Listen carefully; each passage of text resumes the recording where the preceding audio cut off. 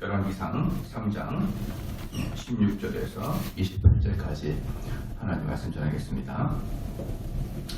3장 초반부에는 솔로몬이 하나님께 제사를 지내죠. 그런 다음에 제사를 지낸 다음에 솔로몬은 하나님에게 지혜를 달라고 기도합니다. 지혜를 달라고 기도하고 그리고 첫 번째 그 지혜를 달라고 했던 그 기도의 응답을 오늘 볼 수가 있는 거예요. 3,000번째를 드린 다음에 하나님께 지혜를 달라고 기도했고 그 기도가 실제적으로 응답된 것을 오늘 볼 수가 있는 것입니다.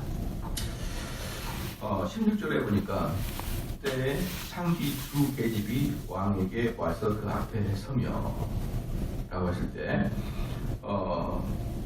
이제 이 사건이 지난번에 봤던 3장 12절 13절 내가 네 말대로 하여 내게 지혜롭고 총명한 마음을 주노니 너의 전에도 너와 같은 자가 없었거니와 너의 후에도 너와 같은 자가 일어남이 없으리라. 내가 또 너의 구하지 아니한 부와 영광도 내게 주노니 내 평생의 열왕 중에 너와 같은 자가 없을 것이니라. 이 12절 13절이 실제적으로 성취된 것이 이제 16절부터예요. 그러면은 이 솔로몬이 가졌다는 지혜가 어떤 것인지 좀 보겠습니다. 창기 두 명, 말 그대로 그 창녀예요. 창녀, 술집 여자죠. 몸을 파는 술집 여자입니다. 17절에 한 계집은 말하되 내 주여 나와 이 계집이 한 집에서 사는데 내가 저와 함께 집에 있으며 아이를 낳았더니 그러니까 이제 창기들은 동서고금을 통해서 비슷합니다. 비슷해요. 그들의 삶이 불행하죠. 불행하긴 한데 또 창기들은 또 모여 살잖아요. 모여 살아요. 이렇게. 그래서 부모나 뭐 가족이 없죠. 창기들은 그냥 그래서 자기네들끼리 모여 살고 사는데 그러다가 이제 피임도 할 수 없는 그런 옛날에는 애를 낳아버리는 거예요. 이렇게. 그러니까 그 집안에 있는 같은 업종에 있는 창기 두 명과 비슷한 한 3일 차이로 아이를 출산을 한 거예요. 출산한 겁니다. 그러니까 완전한 창기다라고 보면 돼. 그냥 술집 여자다라는 정도가 아니라 몸을 파는 창기다라고 보면 되는 것이죠. 같이 살고 또 아버지가 누군지 모르는 아이를 출산했고 어째요? 완전히 최하죠. 최하. 창기들은 특히 뭡니까? 사회적으로 버림받은 자죠. 남성들의 성적 놀이개로 사용되다가 아무도 그런 여자를 자기 아내로 생각하지 않죠. 그러니까 잠시 그냥 놀이개로만 생각하는 거죠. 그러니까 가족도 없어 부모들에게도 버림받았죠. 아무도 찾아주지 않죠. 그런 그 창기예요. 그런 창기. 근데 그 집 아들 그나마 창기는 놀이개 가루물로라도 사용되지만 그 집 아들은 어때요? 아주 쓸모가 없는 거죠. 아주 쓸모가 없죠. 그런 사회적으로 최하위층 계층입니다. 최하위층 계층이에요. 18절 말씀 그런데 16절에 이제 그 두 계집이 왕 앞에 왕에게 와서 그 앞에 서면 이 16절에서 보면 우리는 보통 뭡니까 솔로몬의 지혜만 생각하는데 물론 이것도 지혜의 뭡니까 결과물이라고 봅니다만은 솔로몬은 최고의 왕으로서 가장 사회적 그 천대받은 사람의 재판도 진지하게 하는 사람이라고 하죠. 진지하게. 최하위 계층이죠. 최하위 계층. 보편적으로는 이런 사람들이 뭐 그 집안에 무슨 일이 있든 우리 별로 신경 안 쓰잖아요. 안 그렇습니까? 사회적으로 아주 천한 집단인데 그 천한 집단의 살인 사건도 아니고 부지불식간에 살해된 별로 중요하지도 않고 사회적으로도 의미도 없는 그 집단들에 대해서는 우리는 어떻습니까? 별로 관심 갖지 않잖아요. 별로.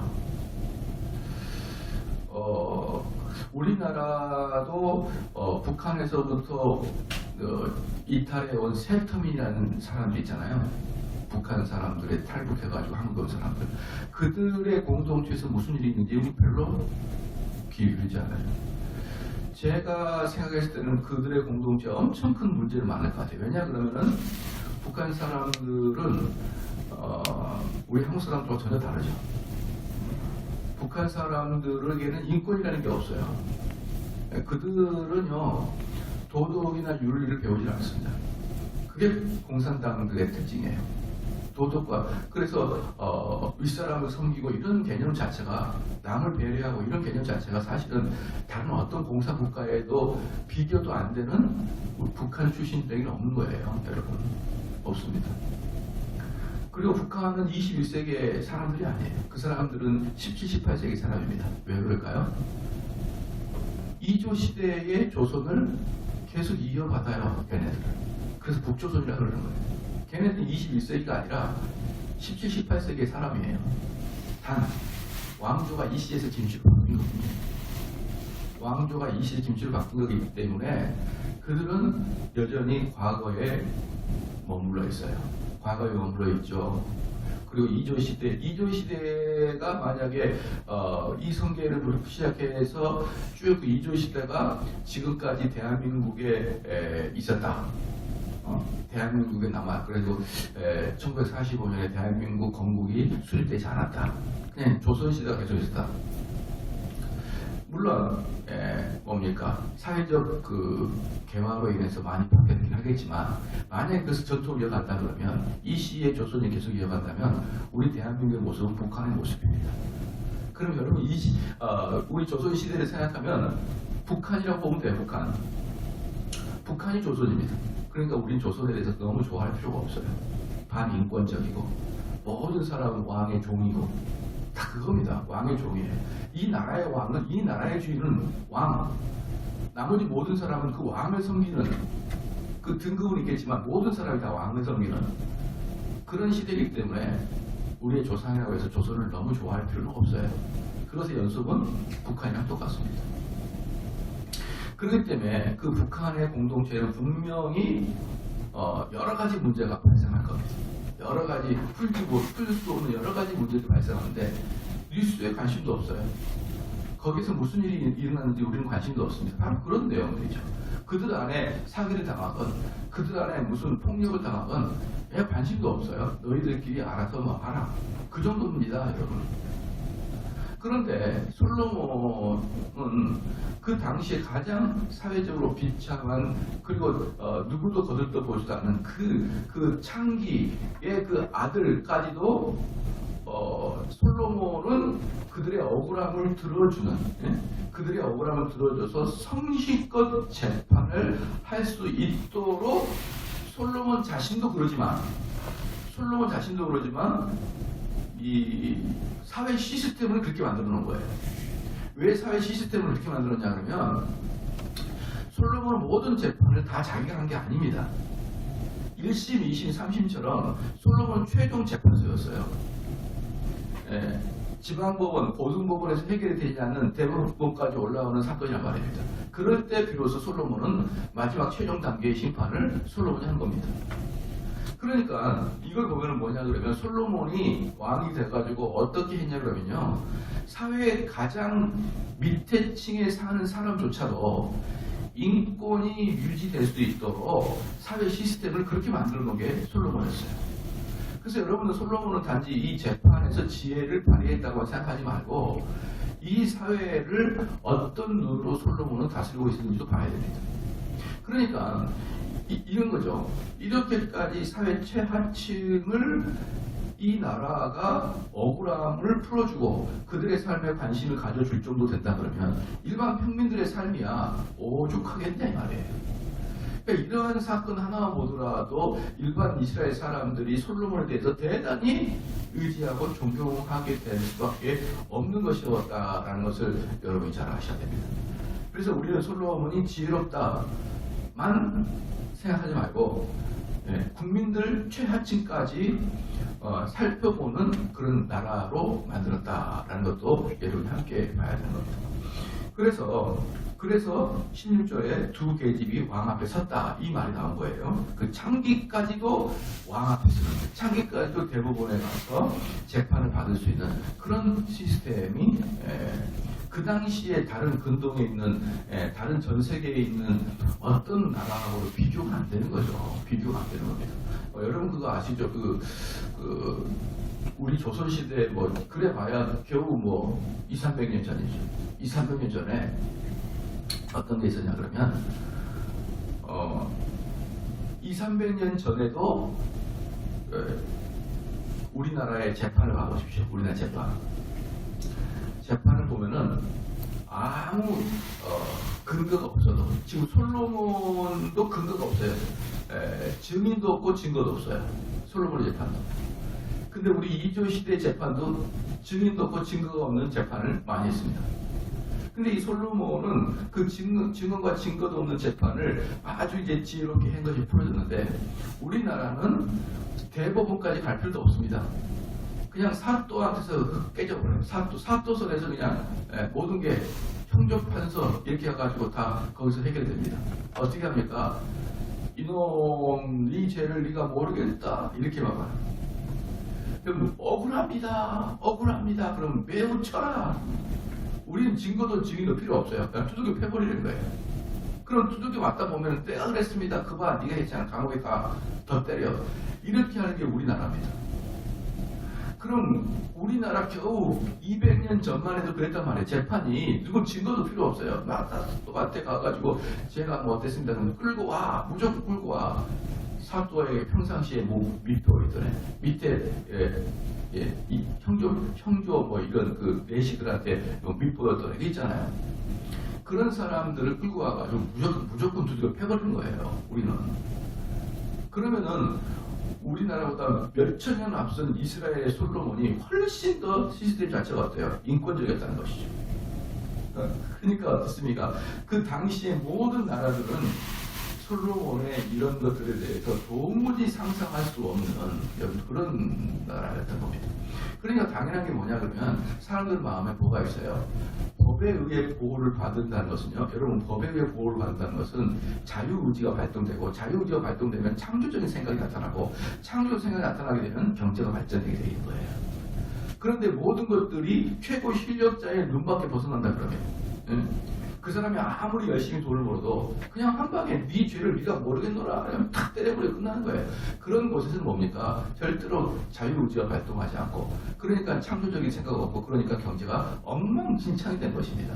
그냥 탐감 오리가 돼도 그냥 돈을 그냥 들였다 갇혀도 최고의 권력자들에게만 아부를 하게 된다 그러면 여러분 아무것도 괜찮은 게 바로 옛날 시대예요. 그래서 옛날 시대 때 홍길동이나 임꺽정이나 이런 사람들이 그렇게 발발된 이유가 뭐냐면 서민들이 얼마나 고통을 당했습니까? 얼마나 그 사또들에게 고통을 당했으면 그 암의 어사 이런 이야기 그렇게 많이 회자가 된 이유가 뭐냐면 그 사또부터 그 지방에 있는 그 조그만 군 단위에 있는 그 최고 높은 사람부터 그렇게 비리를 저지르고 그 토고 세력과 결탁해가지고 그렇게 시민들을 그렇게 고통을 줬던 사람들이기 때문에 여러분 그렇게 밀란이 많이 일어나는 거예요. 그렇게. 그래서 그 결과가 어떻습니까? 조선의 결과가 어때요? 모르겠다고요? 북조선을 봐보세요. 또 저렇습니다. 모든 게 통제되고 모든 게 그 권력자에게 집중이 되고 그게 역사를 보면은 그냥 보면 돼요. 북한 가서 한번 탐방도 해보세요. 그게 어떤 나라인지. 근데 솔로몬은 그 수천 년 전에도 지금 우리하고 비교도 안 되는, 북조선과 비교도 안 되는 그런 시스템, 사회 시스템, 모든 약자에게도 그 법을 보호해주는 사회 시스템. 그러니까 그 사람들이 그 장사와 사업을 잘하게 돼가지고 부흥하는 그 나라. 이게 과연 그 당시에 인간의 뇌로 나올 수 있는 그런 사회 시스템이겠냐 이 말이에요. 그게 하나님이 주신 마음인 거죠. 그런 것도. 그렇죠. 그러니까 18절 말씀에 나의 해산한 지 3일에 이 계집도 해산하고 우리가 함께 있었고 우리 둘 외에는 집에 다른 사람이 없었다. 이들이 얼마나 천대받은 사람이었는지, 이 창기들이 얼마나 천대받은 사람이었는지를 여기 또 나옵니다. 뭡니까? 둘 외에 집에 아무도 없다는 거예요. 뭡니까? 아이를 출산했는데 산파가 없는 거예요. 산파가 있으면은 얘가 내가 받은 애입니다 라고 알 수 있는 거예요. 아무리 깐난 자라도 얘기가 틀린 거거든요. 예, 틀려요. 다 생기게 달라요. 그러니까 산파만 있었으면 증인이 되잖아요. 근데 이 창기들은 산파도 없이 애를 낳은 거예요. 얼마나 천대받은 사람들이었으면. 그냥 자기들끼리 놓고 만 거지. 아버지도 없죠. 가정도 없죠. 심지어 산파까지 없죠. 자, 그런데 19절에 그런데 밤에 저 계집이 그 아들 위에 누움으로 그 아들이 죽었으니, 그러니까 이게 원고입니다. 원고. 그러니까 첫 번째 여자라고 봅시다. 첫 번째 여자가 원고예요. 원고는 뭐냐면 고소한 사람입니다. 그러니까 친엄마가 원고고 친엄마가 첫 번째 여자예요. 그 다음에 근데 누가 둘째 여자가, 두 번째 여자가 그 엉덩이가 허벅지 같은 걸로 그냥 얘를 깔고 누워버린 거죠. 그도 그럴 것이 여러분, 출산하고 나면 얼마나 피곤합니까? 그리고 이 아이는 시도도 없이 울고 이러니까 그냥 잠들면은 깊이 잠들어 버리는 것이죠. 그 산모가. 그러다가 뒤척이다가 그 넓적다리 같은 걸로 얘를 아마 눌러버리는 것 같아요. 눌러버린 것 같습니다. 저도 그 어린이 그 아이 낳아가지고 밤에 애가 울면은 밤에 얘가 울잖아요. 컥 새벽에 울어요. 그러면은 항상 새벽에 우니까 옆에다가 뭡니까? 우유통을 우유통을 갖다 놓고 준비했다가 밤에 오면 그냥 탁 입에서 꽂아버리잖아요. 너무 피곤하니까. 그리고 산모도 저도 그래, 산모가 매일 이렇게 피곤하니까 밤에는 좀 내가 봐야겠다 싶어가지고 옆에다가 딱 우유통을 놔두고 자면은 그냥 확 꽂아놓고 그러다 한번 콧구멍에다 꽂아버려요. 그런데 왜 피곤하니까 눈도 안 뜨고 그냥 꽂아놓잖아요. 그러니까 이 산모도 어때요? 너무 힘드니까 자다 보니까 죽은 거예요. 일어나 보니까 얘가 죽어있네요. 그러니까 20절에 저가 밤중에 일어나서 계집 중 나의 잠든 사이에 내 아들을 내 곁에서 가져다가 자기 품에 누이고 자기의 죽은 아들을 내 품에 누였나이다. 바꿔버렸다는 거죠. 바꿔버렸다. 여러분, 이게 왜 바꿨을까요? 세 가지 이유입니다. 세 가지 이유 때문에 바꿔요. 첫 번째는 뭐냐면 아이를 시샘한 거죠. 내 아들은 죽고 저 아들은 살았다. 첫 번째 시샘이죠. 두 번째는 뭐냐면 사회적 지탄이죠. 그 옆에 내가 그 아들 하나 관수를 못해? 이러면서 이제 사회적 지탄. 아들을 죽여놨으니 이제는 창기에서 더 이상 살아남을 수도 없는 겁니다. 세 번째가 중요합니다. 살인사건이죠. 그러니까 이것은 단지 도덕적인 사건이 아니에요. 살인사건입니다. 그러면 부지불식간에 죽여도 살인이에요. 그러니까 고의를 죽인 것은 당연히 사형이지만 부지불식간에 죽여도 사형을 안 나니까 이건 몇십 년 징역입니다. 그러니까 이 세 가지의 이런 뭡니까? 그걸 받게 되겠죠. 그러니까 어때요? 밤이 딱 일어났는데 가슴이 덜렁 내려앉는 거죠. 덜컥 내려앉는 거예요. 죽었으니까. 그러니까 이것을 면하기 위해서 얘를 바꿔버린 거죠. 바꿔버렸습니다. 그런데 미명에 내가 내 아들을 전 먹이려고 일어나 본 즉 죽었기로. 미명이 뭐냐면 아침이라는 뜻이에요. 아침. 이제 뭐든지 이제 흐릿하게 보이는 새벽이라기보다는 이제 아침.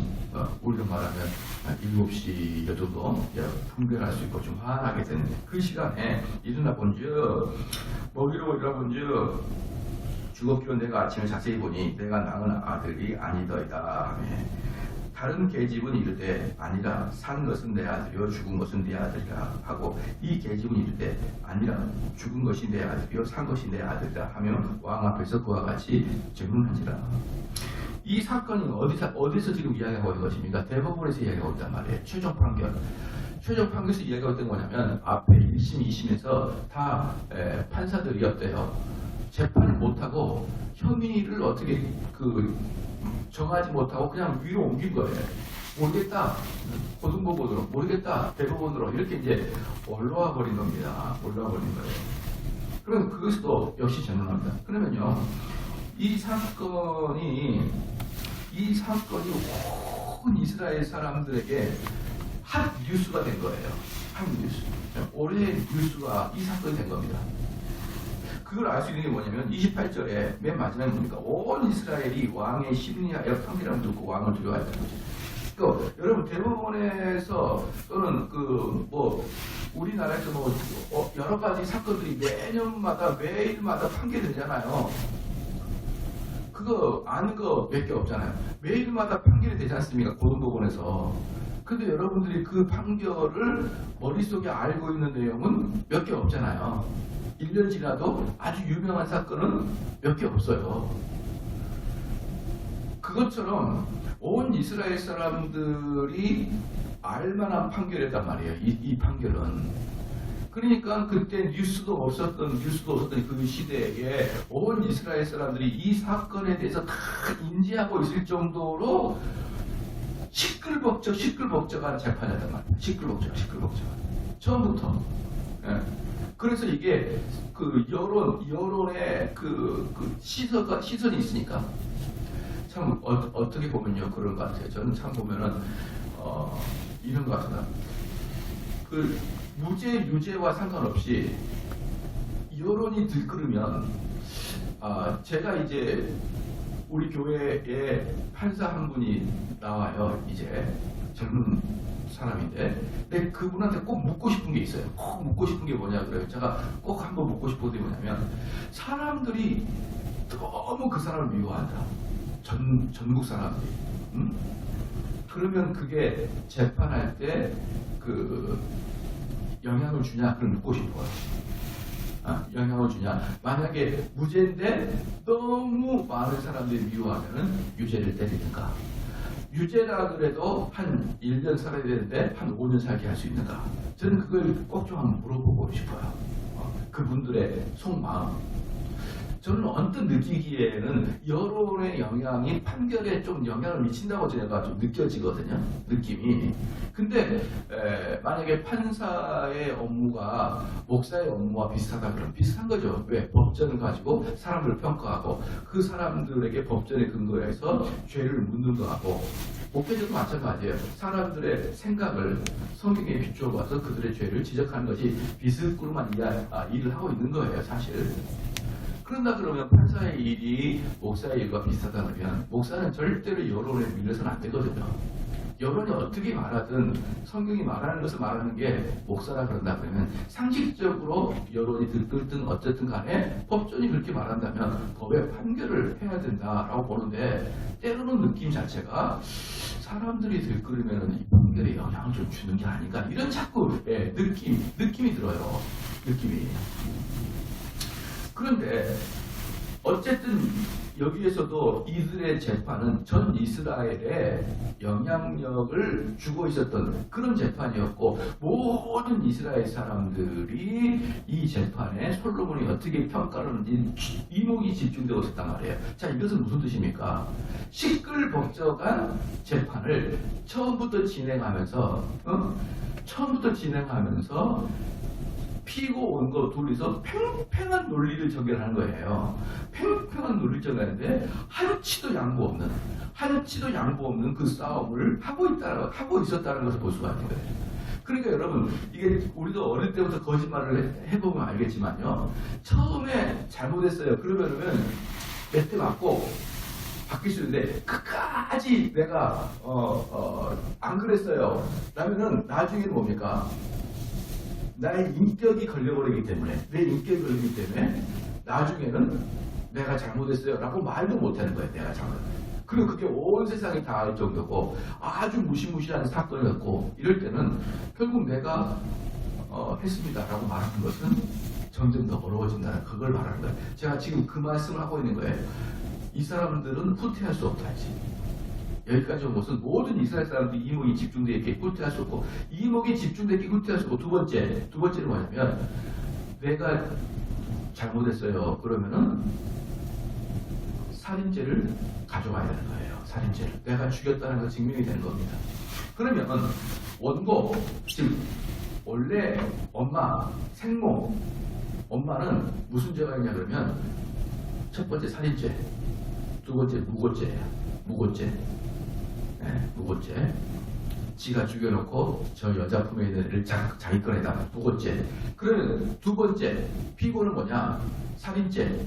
그 다음에 유괴죄가 들어가는 거예요. 살인 유괴. 여기는 살인 무고. 둘 다 어마어마한 죄인 거예요. 그래 여기에서 내가 잘못했습니다. 이건 뭐예요? 그냥 아이고 집사님 내가 잘못했어. 내 용서해. 이게 아니에요. 얘네들은 감방에서 평생 써가야 돼요. 살해 그 사형은 당하지 않아도 감방에서 평생 썩는 그러한 사건입니다 이게. 그래서 누구 하나 첫 번째 사회적인 이모, 두 번째는 형사법에 의해서 이 사람들 둘 다 한치도 양보할 수 없는 상황까지 치닫게 되었다는 걸 볼 수 있습니다. 23절에 왕이 가로되 이는 말하기를 산 같은 왕이 가로되 이는 말하기를 산 것은 내 아들이요 죽은 것은 네 아들이라고 하는 저는 말하기를 아니라 죽은 것이 내 아들이요 산 것이 내 아들이라 하는가. 이건 뭡니까? 이 왕이 가로되 왕이 누구한테 말하냐 그러면은 이 피고 원고 여자한테 말하는 게 아니라 옆에 있는 그 부하들 또는 재판할 때 옆에 있는 그 주심 부심 있잖아요. 그런 역할을 하는 사람한테 서로 이렇게 말하는 거예요. 야 이거 서로 자기 아들이라 그러는데 이거 큰일 났다. 이렇게 이야기하는 거예요. 이거 무슨 증거도 없고 증인도 없고 이런 일이냐. 이렇게 자기들끼리 말하는 겁니다. 24절에 또 가로되 칼을 내게 가져오라. 이제 왕이 명령하고 칼을 내게 가져와라. 하니 칼을 왕 앞으로 가져온지라. 25절에 왕이 이르되 산 아들을 둘로 나눠 반은 이에게 주고 반은 저에게 주라. 25절이 이제 신적 지혜입니다. 왜 신적 지혜냐면 제가 처음에 말씀드리고 싶은 거냐면 왜 솔로몬이 신적 지혜를 여기서 발휘할 수 있었느냐라는 걸 제가 처음에 말씀드렸어요. 뭐냐면요. 신적 지혜란 것은 이 세상을 평가하는 것보다는 사람의 본심을 보는 게 신적 지혜예요. 하나님은 우리의 속을 중심으로 보잖아요. 하나님은 우리의 속을 보는 거예요. 그래서요, 성경을 읽거나 이러면요, 참 대단한 거예요. 성경을 풀어주는 이런 책들을 보면 대단한 게 뭐냐면요, 사람 마음을 그대로 파고 들어가요. 그대로. 네. 정말, 야, 내 속에 있는 나의 추한 것들을 그대로 들춰버리기 때문에 그런데 인간이 만든 책들은 그렇게 할 수가 없어요. 근데 성경을 연구하면은 그 성경의 특징이 뭐냐 그러면 사람들의 신념을 그냥 그대로 들어가 버리기 때문에 깜짝깜짝 놀라는 겁니다. 성경이라는 것은. 그래서 제가 신적 지혜라 이렇게 말하는 것이죠. 신적 지혜라. 그래서 솔로몬은 사람의 본성을 그대로 들어가면서 무엇을 알고 있었습니까? 모성애가 무엇인지 알고 된다는 것이죠. 그러니까 이것들은 전혀 이제 봐보십시오. 둘이가 완전히 이제 극단적으로 치달았거든요. 누구 하나 양보할 수 없거든요. 그러니까 둘 다 아주 긴장하고, 둘 다 아주 긴장하고 아주 한치도 양보할 수 없는 그런 상황에 빠질 때 이 긴장과 한치도 양보할 수 없는 것을 넘어설 수 있는 것은 모성애밖에 없다는 것을 솔로몬은 알고 있었던 것이죠. 그러니까 갑자기 툭 들이대는 거예요. 나단 선지자가 다윗에게 칼을 들이대듯이 이 엄마들한테 갑자기 예고도 없이 갑자기 딱 칼 잘라 갖고 와 아이 잘라 딱 이러버리니까 진짜 엄마는 그냥 그 아이를 자르지 말고 저 여자한테 주세요. 그 아이는 내 것이 아닙니다. 이게 뭡니까? 징역 20년 가겠다고요. 징역 20년. 내가 잘못했어요. 내가 범인이에요. 내가 징역 갈게요. 그것은 징역 몇십 년은 모성애 외에는 할 수 없죠. 그러니까 만약에 또 이제 상대편 여자는 진짜 아이를 죽이는 여자는 곰곰이 생각해 봤을 때 솔로몬이 2차 아 그럼 나도 엄마처럼 모성애를 발휘해야지 이런 생각이 들 텐데 너무 급박한 상황이기 때문에 정신없을 때 칼을 딱 들이니까 쪼개주세요 이렇게 해버린 거예요. 머리를 쓸 시간을 안 줘버리고 솔로몬이 머리를 쓸 시간 준게 아니라 급하게 딱 순간적으로 말해버리니까 하나는 진짜 모성을 가지고 있고 하나는 모성이 없기 때문에 그냥 정신없이 나는 죄인이 아니니까 그렇게 해주세요 이렇게 해버려요. 그래서 솔로몬이 범인을 밝히게 된 겁니다. 그래서 이제 신학자들은 그것을 신적인 지혜다라고 말하는 거예요. 신적인 지혜다. 우리가 생각하는 살짝 임기응변식의 지혜를 말하는 게 아니라 사람의 본심을 깊이 들어가 버리는 그 하나님의 섭리와 같은 역사, 이게 바로 솔로몬이 가졌다는 것이죠. 그래서 26절에 그 산 아들의 어미 되는 계집이 그 아들을 위하여 마음이 불붙는 것 같아서 왕께 아뢰되 가로되 청컨대 내 주여 산 아들을 저에게 주시고 아무쪼록 죽이지 마옵소서 하되 한 계집은 말하기를 내 것도 되고 되게 말고 네 것도 되게 말고 나누게 하라 하느니라. 뭡니까? 제가 지난주 주일날도 설교했지만 내가 진짜 하나님의 아들이냐, 뭡니까? 그 아버지처럼 느껴지는 그 마음이 있느냐라고 그랬잖아요. 그럼 이 자가 진짜 내 아들이냐? 그 아들에 대한 엄마의 애끄름이 있는 거예요, 애끄름이. 근데 그 엄마의 모성에는 무엇을 뛰어넘냐 그러면 이성을 뛰어넘어버려요. 모성에는 이성을 뛰어넘는단 말입니다. 그러니까 하나님을 알지 못하고 하나님의 자녀가 아닌 사람은 신학을 많이 공부하면 그 신학으로 객관적으로 무엇이 옳고 무엇이 그다는 것을 막 분별을 해요. 근데 뭐는 오는 거예요? 하나님에 대한 사랑은 없어요. 하나님에 대한 예끌음은 없어요. 그러니까 신학은 잘 공부하고 성경은 잘 공부하는데 하나님을 향해서는 뜨거움이 없는 거예요.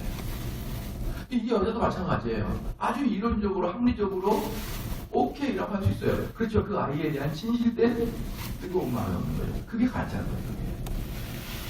그게. 기독교도 보면은요, 정말 나쁜 이렇게 말하면 뭐하지만 목사나 신학자도 많아요.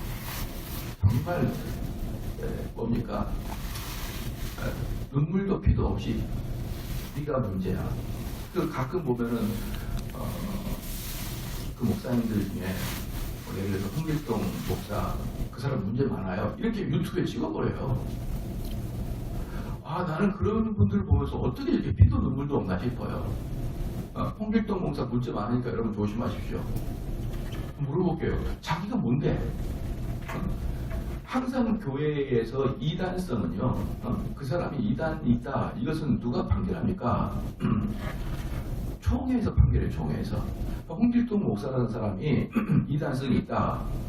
그러면 어떻게 그 프로세스가 진행이 되냐 그러면 이단성이 있다. 그러면은 이단을 연구하는 목사들이 있거든요. 각 교단마다. 또 초교파적 이단을 연구하는 목사들이 있어요.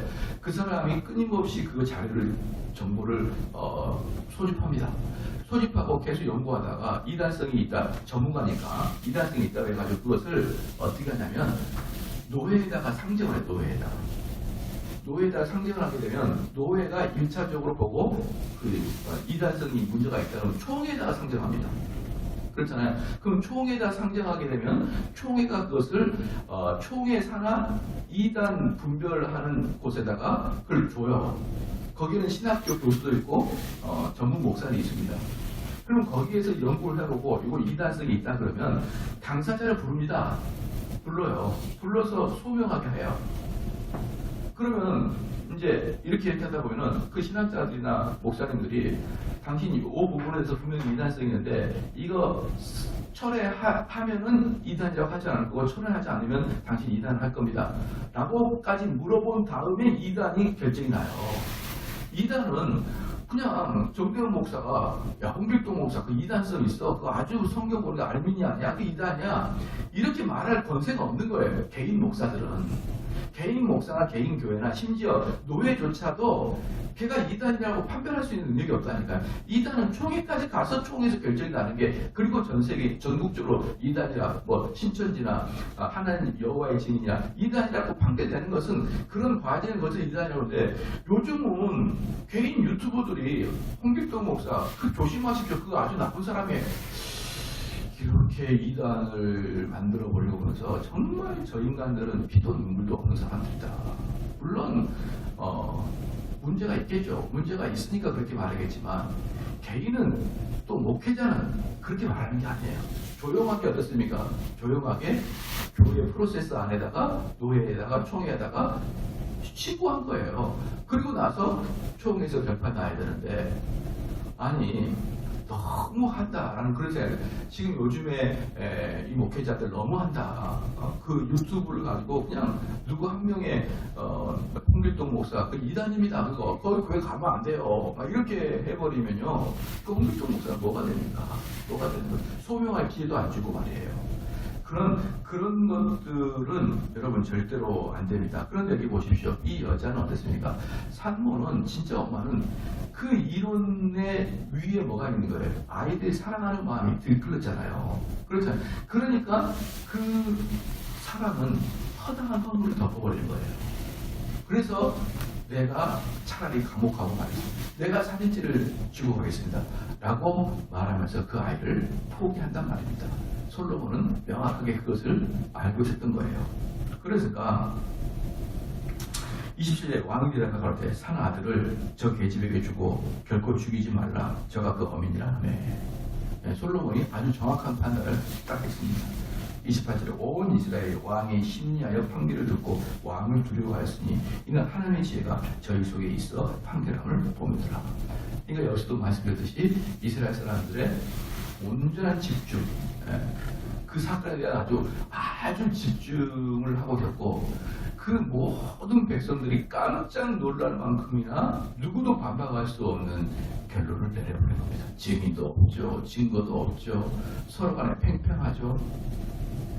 한 명은 모든 걸 얻고 한 명은 모든 것을 잃어버리는 아주 그런 극단적인 판결이 아무도 반발할 수 없을 정도로 솔로몬에게서 치러졌다. 그래서 이제 이렇게 솔로몬이 이런 식으로 재판하니까 사람들이 솔로몬을 뭐합니까? 두려워했다 했잖아. 이 두려워했다는 것은 존경하고 경외했다는 뜻이에요. 존경하고 경외했다. 단지 무서워하는 게 아니라 존경하고 경외했다. 그래서 저 정도의 사회적 지위에 있는 사람도 솔로몬이 저렇게 진중하게 판결한다 그러면 우리 일반 백성이야 말에 무엇 하겠습니까? 이런 마음이 강력하게 드러났고요. 이게 바로 하나님의 마음이에요. 우리같이 마지막 결론입니다. 우리가 바로 영적 창기잖아요. 영적 창기.